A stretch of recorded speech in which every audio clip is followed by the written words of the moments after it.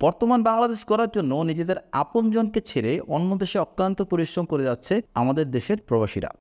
গত ৪৮ বছরে মোট ১,৬৩,০০,০০০ বাংলাদেশি চাকরির জন্য ১৭৬টি দেশে কাজের সন্ধানে বিদেশে পাড়ি দিয়েছে, যারা ২০১২ থেকে ২০২৪ সাল পর্যন্ত বাংলাদেশে গড়ে $১,৪৭২.৩০ মিলিয়ন রেমিটেন্স পাঠিয়েছে। এই বছরের সেপ্টেম্বর মাসের প্রথম ২৮ দিনে দেশে এসেছে $২১১,৩১,১০,০০০ মার্কিন রেমিটেন্স, যা গড়ে প্রতিদিন $৭,৫৫,০০,০০০। আর আগস্টের একই সময়ে দেশে এসেছিল $২০০,৭৬,০০,০০০। সেই হিসেবে চলতি মাসে বেড়েছে রেমিটেন্স প্রবাহ। সেপ্টেম্বরের প্রথম সপ্তাহে প্রবাসীরা দেশে পাঠিয়েছেন $৫৮,৪৫,৪০,০০০ মার্কিন। সেপ্টেম্বরের ৮ থেকে ১৪ তারিখের মধ্যে দেশে রেমিটেন্স এসেছে $৫৮,২৬,৬০,০০০ মার্কিন। ১৫ থেকে ২১ সেপ্টেম্বরের মধ্যে দেশে এসেছে $৪৬,৭০,৩০,০০০ রেমিটেন্স। সেপ্টেম্বরের ২২ থেকে ২৮ তারিখের মধ্যে দেশে রেমিটেন্স এসেছে $৪৭,৮৮,৯০,০০০ মার্কিন।